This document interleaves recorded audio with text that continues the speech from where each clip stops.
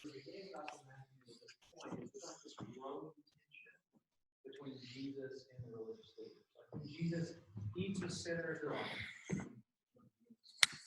sinners, When even John's disciples come, they're like, Jesus, like, your disciples don't fast like the Pharisees' disciples fast. Well, what's going on? There's this tension that grows. When Jesus casts out demons, they're immediately like, yeah, he casts out demons by Satan, or by Beelzebub, whatever. Like, just that everything Jesus does, there's this growing tension between him and the people that really are like the power brokers of society. They're really are running things. They're the ones that are telling people about God. And right after this passage in Matthew 11, Jesus is like, hey, come to me. All you who are weary, heavy laden, I'll give you rest. Take my yoke upon you, learn. I'm gentle and humble heart. I'll rest your soul. My burden is easy. My yoke is easy. My burden is light. Like just kind of from before this and then after this, there's just this reality that Jesus is kind of seeing the state of affairs, kind of in Judaism or whatever, and just kind of like he's stepping in to kind of release this burden, this kind of this hopelessness that people feel in this particular system. And so, so that's going to shape the way we're going to understand this passage. But in between this passage and Matthew 11, there's Matthew 10, and there's a lot of things happening there that also, I think, really shape, help us understand what's happening in Matthew 9. And so what I want you guys to do really quick is I want you just to kind of read through Matthew 10. And just read it. Just get a good sense of this is what comes immediately after this Matthew 9 pretty passage.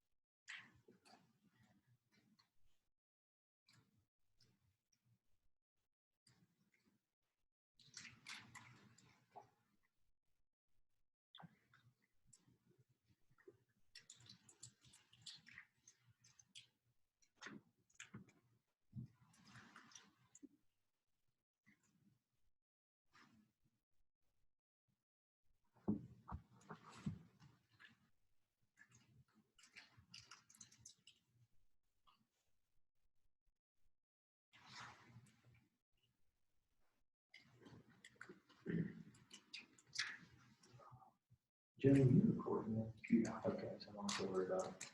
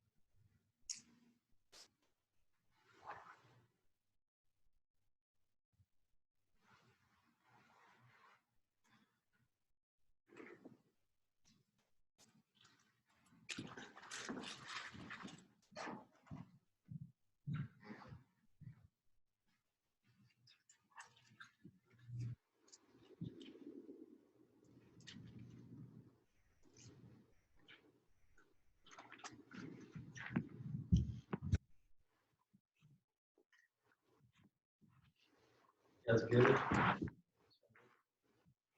mean, Jesus, right after our passage, he got his 12 disciples there. He starts kind of teaching them some things about what they're about to go to.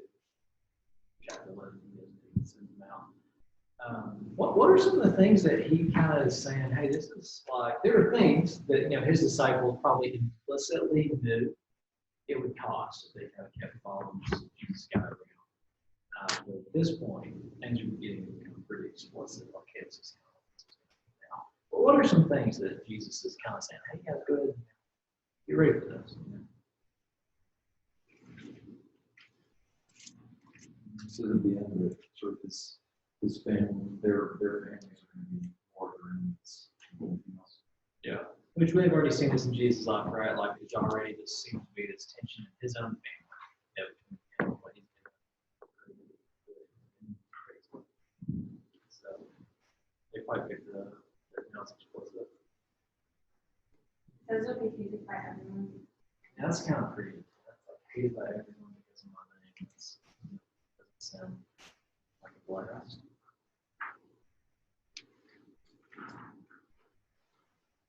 Kind of describes here that like Jesus is warning them, like I'm sending you out into the wolves, and then it kind of describes like how they're going to be treated by everyone. Yeah. Like they're going to be like dragged. Flogged, put to death, hated, all those words. Sounds pretty wild. Jesus is I think bring peace, but the sword sends people against each other, house and begins with just like it's a pretty intense passage. Jeez, like all this stuff's about to happen. Because at this point in the game, Jesus is gonna come and he's done some stuff, but like not until like right after this, it's like, hey, you 12, like I'm about to send you guys out. And this is, if you look at verse 10, you'll see the word it says, the 2 teachers, sandals, and staff, for the labor deserves its food. This text proves, seems to be somewhat of a paradigmatic passage in the New Testament when like people think back about what it means to be on mission. This comes up 2 times. Paul brings it up with the Corinthians, labor deserves wages. When he's talking about his own mission, and then it also comes up again. He's talking to Timothy. Just that clearly other people that like Paul who were not present at this speech were very aware of it and like could even quote it to other people. Like it was clearly something that like, and you look at Paul's life and you're like, yep, he got this. Like he knew this is what this would mean for him. Like and the point being is this word labor isn't a word that's used all over the New Testament. Typically it just means like work in vineyard or something. But in a missional context, there's just not many other places it's used other than these apostles kind of like looking back. It's clear that they're aware of this text. And so it just makes it an interesting text to think about, knowing that this is like something that probably drove the Apostle Paul forward as he thought about his own mission, what it would look like as he's, raising up laborers and answering Jesus' prayer here in Matthew 9. So one of the things maybe that's worth kind of sitting and thinking about for a second is just what is happening when Jesus is saying, when he uses this like sheep without a shepherd, this imagery. And that's kind of the reason I'm bringing up the context is that for Jesus, like he looks at these people as sheep, and that it's not just that he's looking at their individual confusion or their individual burdenness, their individual lostness, and feeling compassion. Like it's something bigger than that. Is that these people are like sheep without a shepherd. Like the people that ought to be shepherding them, like the powers that be, the scribes, the Pharisees, the lawyers, the Sadducees, like everyone where they ought to be able to look to get some sense of what it really means to know God, that it's just not there. Like those people are like laying burdens on their backs that they can never bear. And it's kind of the cumulative, like the composite picture of a bunch of people who do not really know God. They're confused, they're burdened, they believe stupid things, and like there's nowhere to go. Like there's no hope. There's not like some shepherds that could be like, hey, this is what it means to know God. It's like this, all the tension rising between Jesus and the religious leaders is making very apparent, like these people, they don't receive the Father, they won't receive the Son. Like there's a whole different philosophy on life. the knowledge of God. And just when Jesus looks at that, when he thinks about these people and that there's nowhere for them to go, and there's very little hope, he feels compassion. Like that's what like somewhere down inside Jesus Christ, as he looks, his stomach churns over these people and their situation, not just their condition, not just the condition of their soul, but the situation that they find themselves in. And I guess for me, like the thing that's convicting every time I think about this passage or talk about this is just the thought that it's like, do I, like on a regular basis, like do I recognize just the absolute, just not just the lostness of the average 18-year-old that walks onto the college campus in Central Illinois, but just the condition, the situation that they find themselves in, where it's kind of like, it's not just that you don't know the truth, it's that you don't ever even think about the truth. You don't ask these kind of questions, and even if you did, you would probably go to Google, and you would get you would find whatever you were looking for, right? If you want to find people on Google that believe the earth is made of cheese, right? You can find them, right? And so it's like, there's just this reality that we live in a time and place where most people have completely shut out any kind of deep kind of thinking about life and spiritual things. Even just for me, it's like, I'm not super old, but like I remember a day when I would interact with college students on the college campus, and like people at least had like confident opinions. It's like they had thought about what they believe. I'm not saying this isn't ever the case now. I'm just saying it was just common. Like everyone you met, like they just had a pretty thought out, even if they were wrong, like they had deeply considered a lot of just kind of eternal type things, and then you were having a conversation about that. And I would just say that is increasingly rare. Like I don't know that I meet as many people that it's like you've really taken time away from TV, away from social media, away from all the things, the names and the buzzes, and really just consider what am I here for? You know, and like what's going to happen to me when I die? Like, that's just not something that people are thinking about. And there are thousands of people coming to campus every single year, and it's just getting more and more complex to even help people understand because they're not asking those questions, they're not thinking about those things.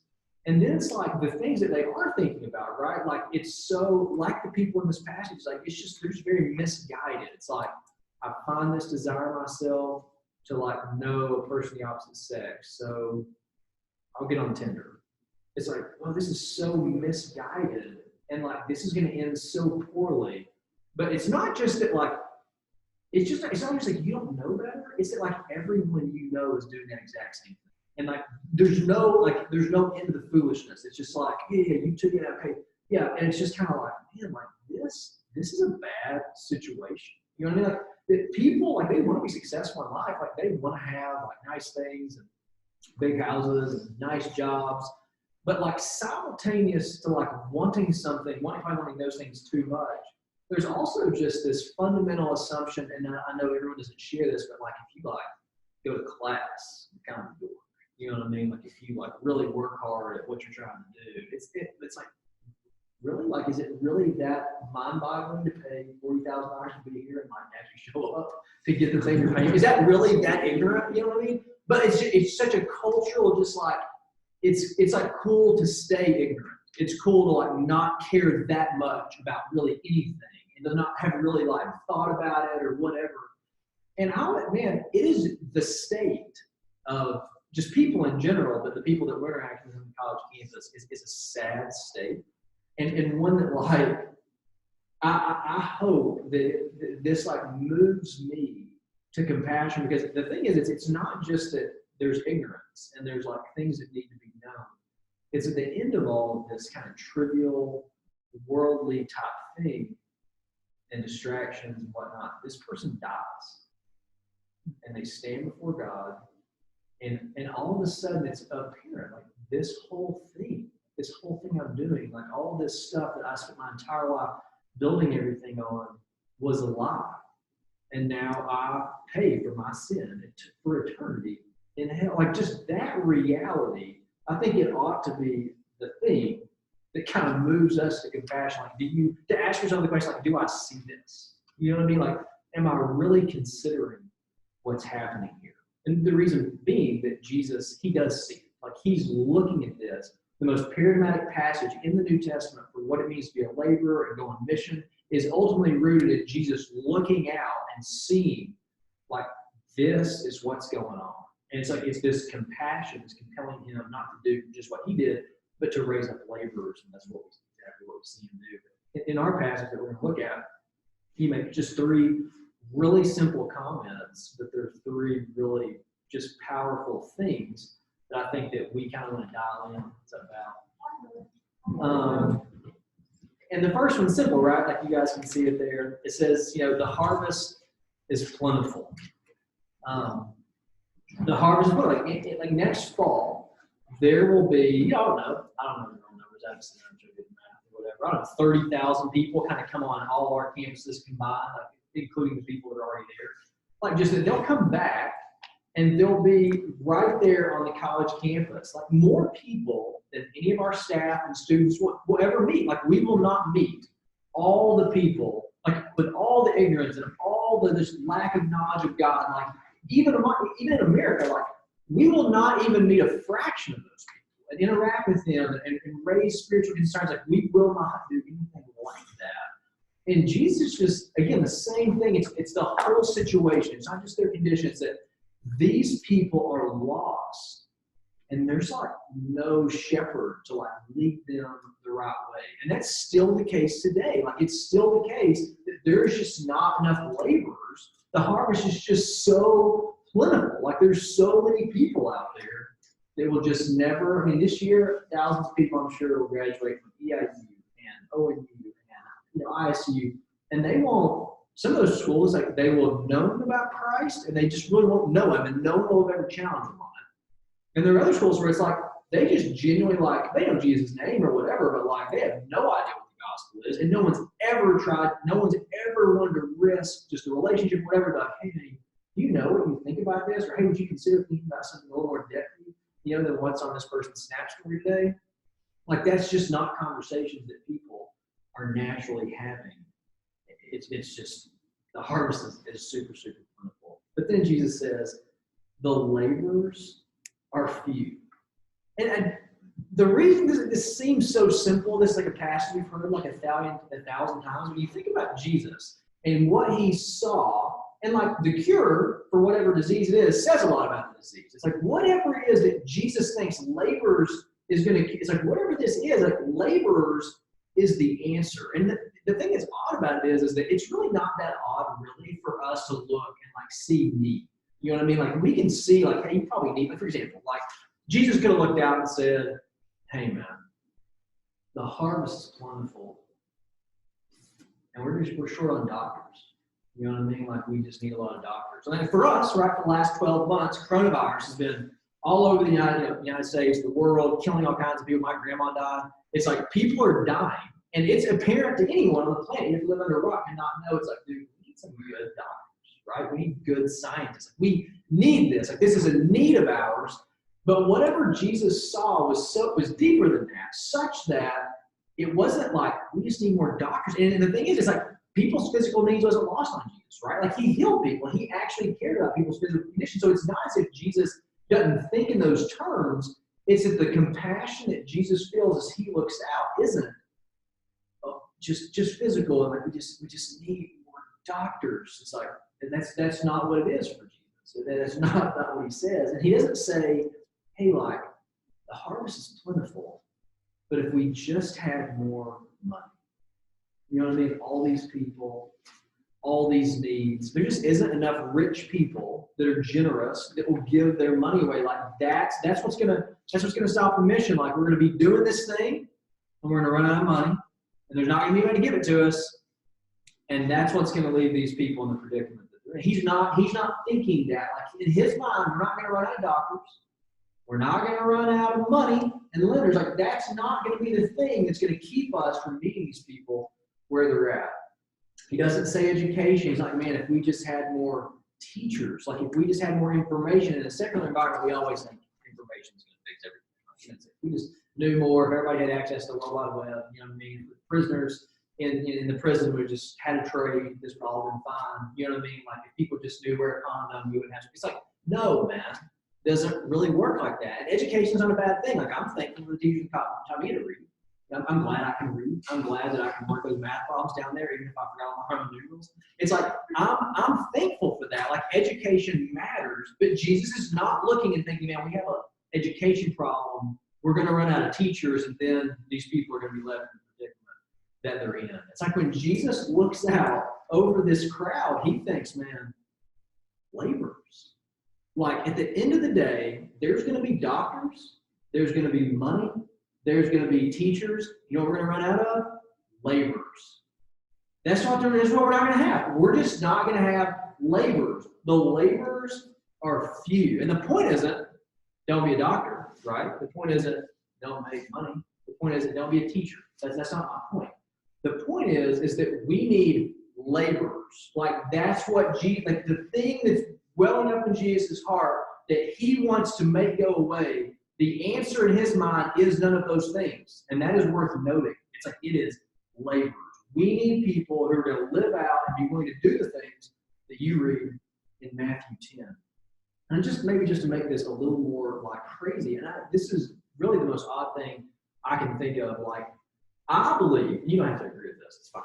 I just don't think there's probably any place on the planet that's easier to share the gospel than the college campus. I don't know where it would be. Like, I don't know what, I'm not trying to say that everyone's going to college campus, which y'all on staff. That's not my point. The point is just like, generally speaking, there's nowhere I can think of where everyone's the same age, see each other constantly, rarely have jobs, don't have spouses, don't have kids, don't have a lot to do, looking for friends. Where else is that? Nowhere. Does that make sense? Like, if there's ever a place on the planet where if you were sitting around going, how can we get the gospel to the most number of people?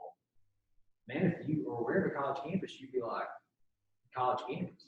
That's where you would go. It's just the most obvious place on the planet. There's nowhere else like it. But yet, I've worked for campus. I've been in college, let's say, since 2004.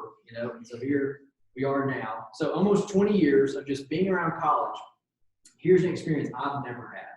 I have never been sitting in the cafeteria trying to get to know a non-Christian and realize, oh, dude, you're actually here trying to share the gospel with people too. That's never happened. I've never been playing ball in the rec center trying to make friends with a guy playing basketball and realize, oh, dude, you're here trying to share the gospel too. That's never happened to me. I've never been up in the dorms and run into a guy and I'm like, oh, bro, you're up here trying to lead people to Christ too. That's never happened. The most strategic place on the planet. I've been on 3 different campuses and I have never had the experience of being like, dude, I'm rubbing shoulders with a bunch of people trying to do what I'm doing. That's just not a thing. And it's like, just like it was in Matthew 9, when Jesus is like, bro, the laborers are few. It's like 2,000 years later, the laborers are still few. It's like there are crowds of people that will graduate from their schools and they will have never had anybody interact with them over the gospel. And you're just never rubbing shoulders. I'm not trying to say I'm another Christian. I'm not saying there are other good ministries. Like, I'm friends with guys from Campus Crusade. I think it's a great ministry. I know they're trying to share the gospel with people. We're doing something slightly different. But the point is, it's like, dude, I never crossed paths with those guys. I'm still never like seeing them, running into them. We're not saturating it. Does that make sense? The gospel is not saturating everything right now. And it's because they're just the same laborers. But man, why is that, right? Like, why aren't there a lot of laborers? It's not like people in America don't know the gospel on some level, right? Like, this is not, the first century. The gospel's gone out to a lot of places. And I tend to think that we really, like, it's probably pretty simple. We probably really don't have to guess. We probably just look at the context of the call for laborers. When you look around, you think, what have the disciples seen for the last 9 chapters? It's like, dude, this Jesus guy's getting some trouble. You know what I mean? Like, people don't like Jesus. And then it's like, not long after we start finding out that we need laborers, we start finding out what laborers do. And then what it costs laborers. And then you're going to be hated because of my name. You're going to be selling sheep among wolves. And, and like today, it's like, obviously, you can still be hated.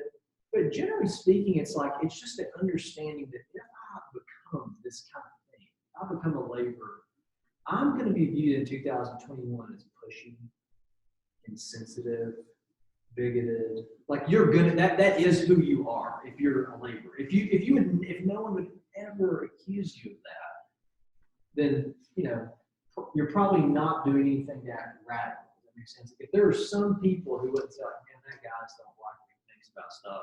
It's like this, you don't have to read a lot of the most paradigmatic missional passages in the Bible to realize, like, when Paul reflects, like, indeed, all who desire to live a godly life in Christ Jesus, you're going to suffer. You're going to be persecuted. And that's what's happening here. It's like, dude, there's just, the call to be a laborer is just one that's going to cost you significantly. It's a significant cost, and that's why everyone is signing up to be a laborer. Paul says in 1 Corinthians, he says this, he says, for I think that God has exhibited us apostles as last of all, like men sentenced to death, because we have become a spectacle to the world, to angels and to men. We're fools for Christ's sake, but you're wise in Christ. We are weak, but you're strong. You're held in honor, we in disrepute. To the present hour we hunger and thirst. We are poorly dressed and buffeted and homeless, and we labor, working with our hands. When reviled, we bless. When persecuted, we endure. When slandered, we entreat. We have become and are still like the scum of the world and the refuse of all things. It's not any surprise that laborers are few. It's super, super not surprising. And yet, like, the hope that Jesus is going to raise up laborers, like that we're going to raise up laborers, is still there. Jesus immediately is like, and so listen, as crazy as this sounds, could you just earnestly pray to the Lord of the harvest that he would do the impossible, like that he would raise up laborers? Because it doesn't make any sense that anyone would want to do this, right? Like, nobody wants to do this. No one. People are signing up to be doctors. People are signing up to be teachers. People are signing up to make a lot of money. We're not going to run out of those people. But people are not signing up for this. Nobody wants to be hated. Nobody wants to be a sheep among wolves. Nobody wants that. And I would just, campus outreach. Campus outreach exists, glorifying God by building laborers on the campus for the lost world. Like, that's what we're about. Like, that's what we're doing. We want to see people become laborers, and not so you can come on staff and stay on the college campus, but so that for the school system, where it's like Jesus will look out and be like, oh, geez, you know what I mean? Like, all these people, where are the laborers? It's like that you would labor there as a teacher, for your hospital, if you're a doctor, for your whatever. Like, whatever the case may be, wherever you're at, the same things could be said. The difference is this. Right now, you just so happen to live in the most strategic environment on the planet. You just so happen to be on the college campus. And so you probably wouldn't be here if someone on your on the staff on your campus would say, hey, I think this person, like, they want to be a laborer. They want to develop the skills to be the kind of person that actually is communicating the gospel to non-Christian people so that they can come to know Christ and leave all their helplessness and harassedness and burden, all that kind of stuff. Like, they want to do this. And this is what we're about. Like, this is what the Summer Mountain Project is about. Summer Mountain Project is not about fun. The Summer Project, it's not about making money. It's not about any of that stuff, even though we'll have a lot of fun. You guys work on math problems, that's probably fun. But we will do other fun things. That was no shot at you, Rachel. I'm sure you thought math. It's meant to be a bit of a challenge. Yeah, that's right. That's good. We'll do other fun things or whatever. But I want you guys to know the heart of the Summer Project really isn't that, even though we'll do it. It's like, there, for better or for worse, right? For stupid ideas or not stupid ideas, for all the sin and screwed upness that, campus outreach staff deal with. This is what we want. Does that make sense? We want to raise up laborers. Like, this is our interest. And so we're doing it on the college campus because we think, dang, man, easiest place in the world probably to do it. And we're excited to do that. And when you go to the Summer Project, like, you, in a sense, I want you to, like, take it serious. Like, it matters, like, the things you learn there, and that you would really be trying yourself to grow, to be formed into a laborer, while at the same time understanding, like,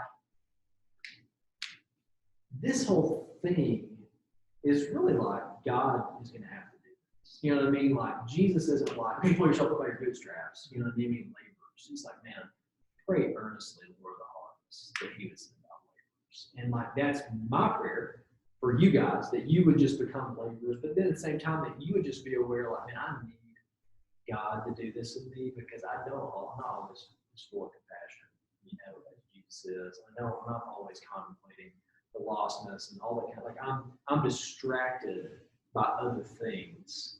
And I want that to be less the case. Like I want to care more about the things that embrace Jesus' heart than the things that I have a tendency to care about at times. And so we want that to be the thing that drives this whole deal, the compassion, seeing people not know Jesus Christ, and know that I know him, and I want them to know him as well. So I hope that will be kind of what comes out during the summer. So that's what SMP really is about, and all your time in CO is about that. I'm going to pray for you guys, and I have a few questions you guys can get answered. Father, we pray that you would raise up laborers, that you would make us more and better laborers. God, that you would raise up people on all these campuses, God, for the schools, for the families, and the neighborhoods, and the clubs, and all of the places that these people might find themselves over the rest of their lives, that you would be made famous in Illinois, in the United States, throughout the world. God, that you would use people in this room to answer the call, just as you did, just a few verses after this, as the disciples began to realize that we're going to be part of this. And that I think Jesus is talking about us right now, that we might be the laborers that he would send out. God, that we would find that we would be those people.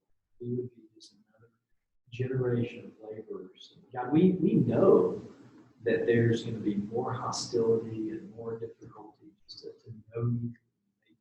God, that you would strengthen us, that we would be willing to be sheep amidst wolves. God, that we would be willing to be hated for your name, that we would be willing to be flogged or go before courts, or all the things that you promise is going to happen to your people. And we pray that you would make us willing, that you would make us care more about that than our comfort, or how people view us, or how much money we make, or really just any of that stuff, that you would help us. We really need it.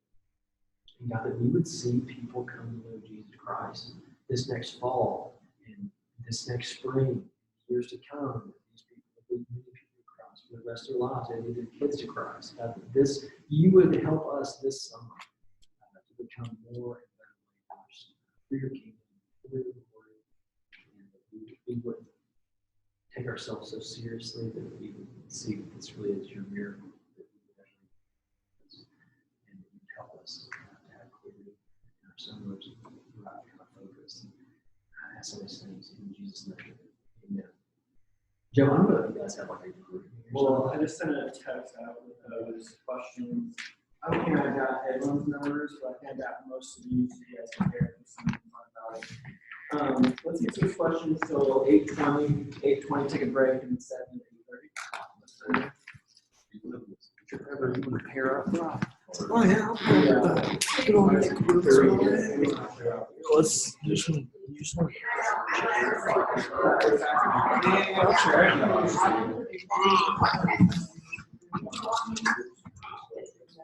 Yeah, thanks for sharing.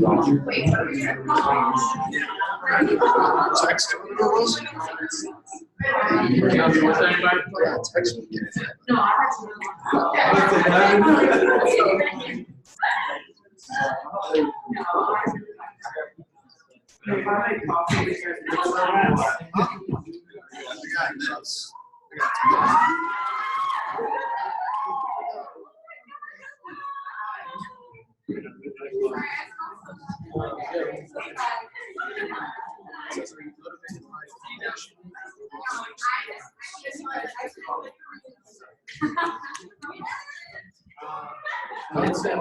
see you.